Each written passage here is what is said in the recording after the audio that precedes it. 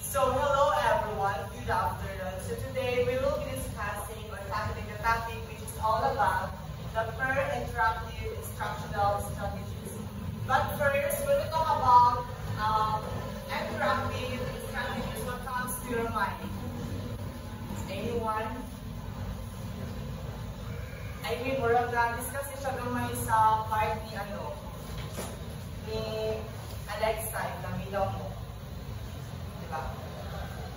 Sabot sa mga. Yes, Margie. What comes to your mind when we talk about interactive? So, from the term itself, interactive, therefore it involves the students and the teachers so that they could have an understanding or have a better understanding for each and every one. Tama! I can use everyone to read this one. Interactive teaching is all about instructing the students in a way they are actively involved with the learning process. There are different ways to create an involvement like this. Most of the time it's through teacher-student interaction, student-student interaction, the use of audio-visual videos and hands-on demonstration and exercises. You encourage your students to be active members of your class, thinking on their own, using their brains, resulting in long-term memory retention. Not only the students' knowledge will improve, but their interest, strength, knowledge to learn, react, and freedom of expression will increase as well. So thank you. When we talk about interactive teaching, it's making more students actively participating in school instead of just listening. So through these interactive strategies, kita mga estudyante is something ma-active ka when it comes to discussion, makabalo mo ang mga student or ang mga reporter is na sila mga kasabog sila ang mga report, diba? Sama sa mga ipangkuhan sa ang mga grouping before na energize sa sila, whatever before sila mag-start ini. And then, so we can achieve this strategic analysis through discussion, just like sa akong gibuhat right now. Group discussion, kanang pagtinabangay, hands-on activity, video, just like ang ginabuhat ni Ma'am, agad ipakitaan rin yung video about atong mga pronunciation. Ano ba yung something natin gibuhat sa kapot? Yeah. And then, teacher, and then, student interaction and student-teacher interaction, just like some gibuhat right now, and I would then to ask your teacher, init ka mo kung mga student is naginawa sa UA. So, when students engage in learning this way, remember information better. So, pinagyan is, dali na remember sa mga student, at kung malang ginabuhat, or kung sa'yo mga discussion, nga nahitabuhat, o kaya agyan itong mga enjoyable nga mga nahitabuhat, mga activities during ng mga reporting.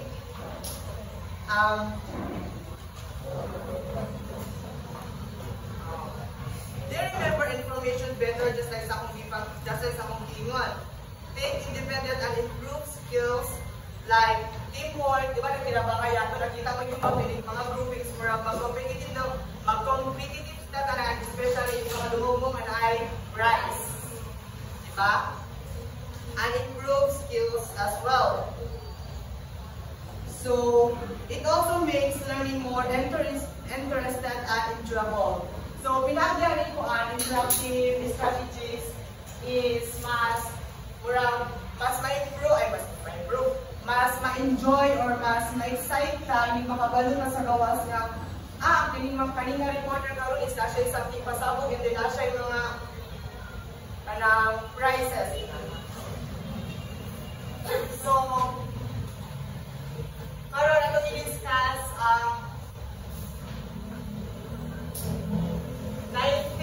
provide an interactive instructional strategies, but tama na sa line ako i-discuss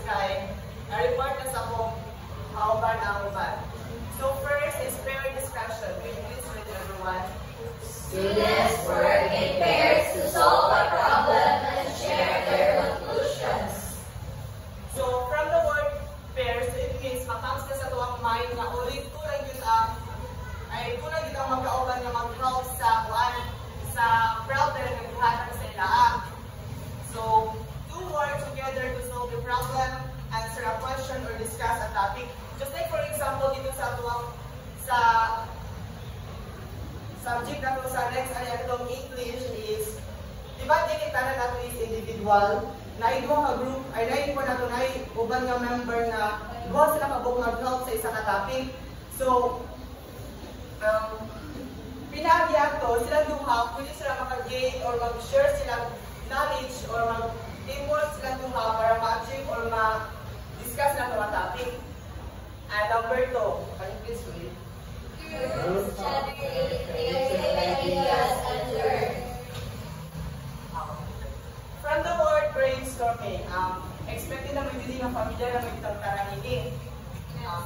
Always hindi siya may kabuloy sa school nga mag-brainstorming ta. Labi na kung natin mga walang saktan na topic is magtipok-tipok ang tanan para i-brainstorming siya para may wawan ko kung saan ito siya. Just like for example, ang anong sabi, buhat na mo sa daluman.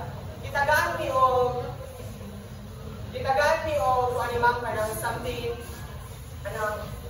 katubang role play bitaw about atong LGBT nga yung sa sila pagtanggap during. So, kami ito among ka-member is na nag-brainstorm yan ko kung saan ang unang buhatong yung senaryo o kung saan mga rule yung maghanap sa mga character, and then pinagya ko is nakabuo mi o senaryo. Kaya giusa-usa ka na ang mga ideas. Tapos, ulit ito, nakabuo na yung paper o nato ko mga bandera dito siya.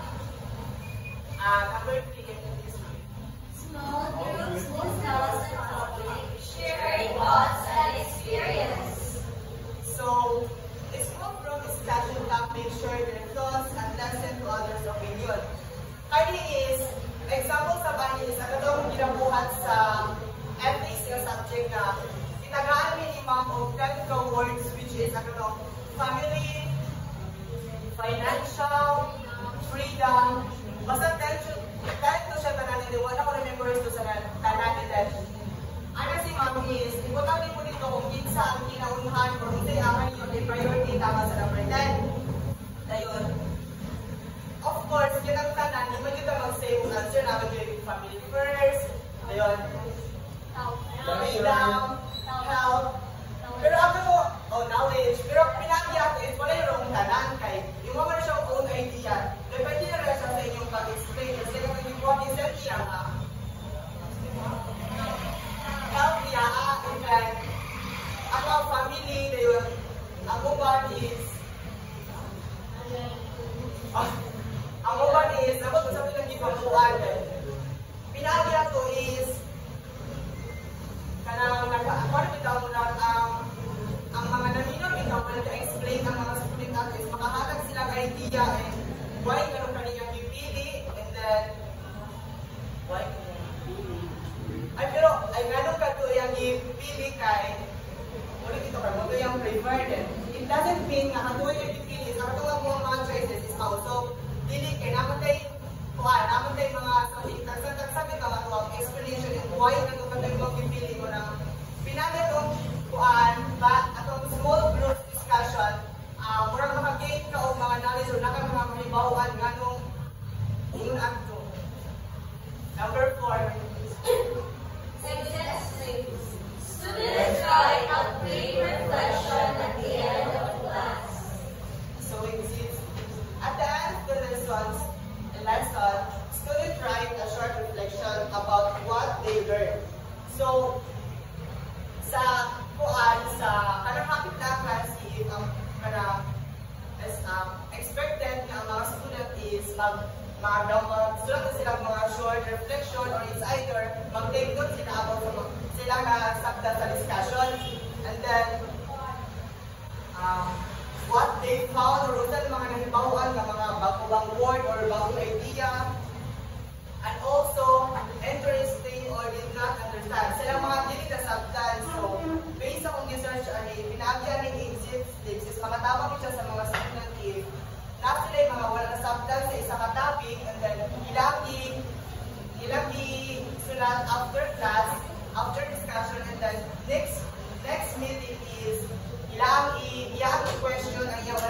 done, then only to explain sa teacher.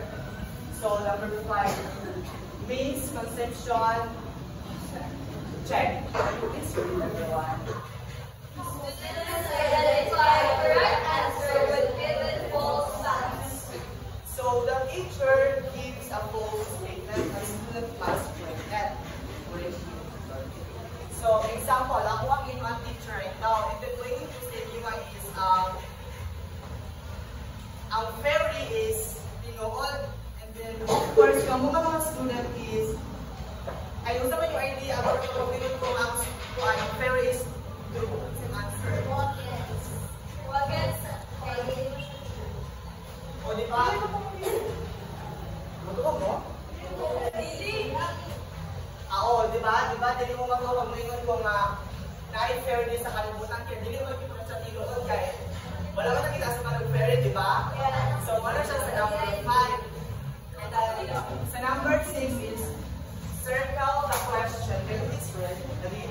Students mark what they don't know and work on those areas. So, students do a worksheet or textbook and circle parts they didn't understand.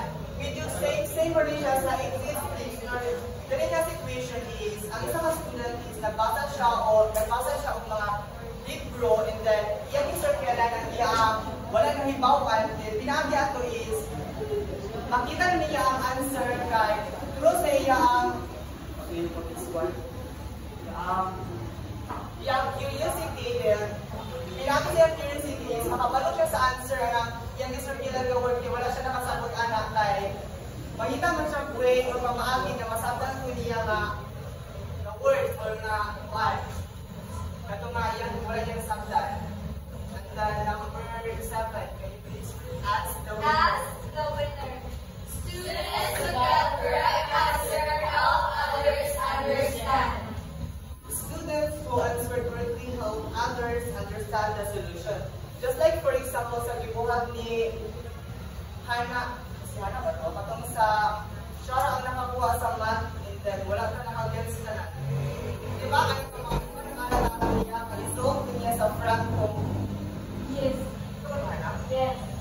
Si Hana ba? Kung nakakuha siya ang answer sa math na yun, pinaki ako, ato siyang giikuan, ato siyang gi-ask, kaya i-solve diri sa front at yung idea o gusto niya pagkuha to solve nga problem. So, kumbaga si Hana is nag-search siya sa kuha o knowledge sa iyang mga serebawan kung siyang way, the way siya nag-solve after that. Paano na kuha to niya? Di ba pinagka ito nakasabutan doon sa pag-solve? Yeah. So, number 8, fair, share, and respect. Okay, share, respect. Repeat that now. Repeat that everyone. Fair, share, repeat. Students share their learnings with a new partner. So, really, a student first discuss. So, na isa ka student ka na-discuss, just like for example, si Jana. Discuss topic with one partner. So, if na-discuss si Jana ang topic, and then gusto ka makabalutanan, so ang mga ni Jana is, i-share niya ang iyang discuss ni Denzel. And then si Denzel na po, yan na po i-share ang topic ni Cynthia, hanggang sa maabot sa kinalasan kung unsa ang topic na i-discuss ni Jana. Pero sa tuwang way is, dili siya,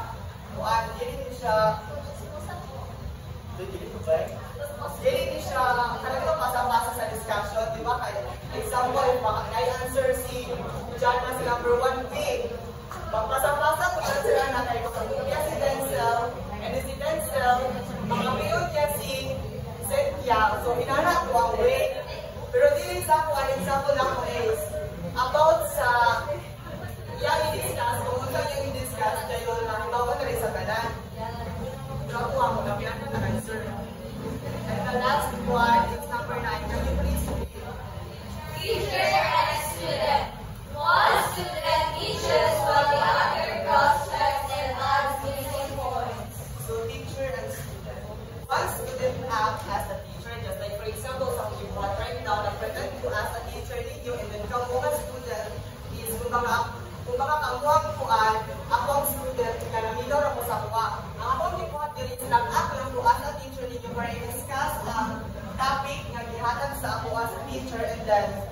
it doesn't mean nga, nagtulo ko dire, ka mo, ingo na mo nabinaw, dili. Ang inyong buhaton is, ay di ba, nag-pretend ka mo as your teacher, and then kamo nga student is, namoy mga mananasabtan is, pwede nyo rin siya i-question sa kuha or i-share sa kuha kung sa inyong manasabtan, and then, kung dili makakuha ng tuan, discussion, pwede ko na yung correctionan.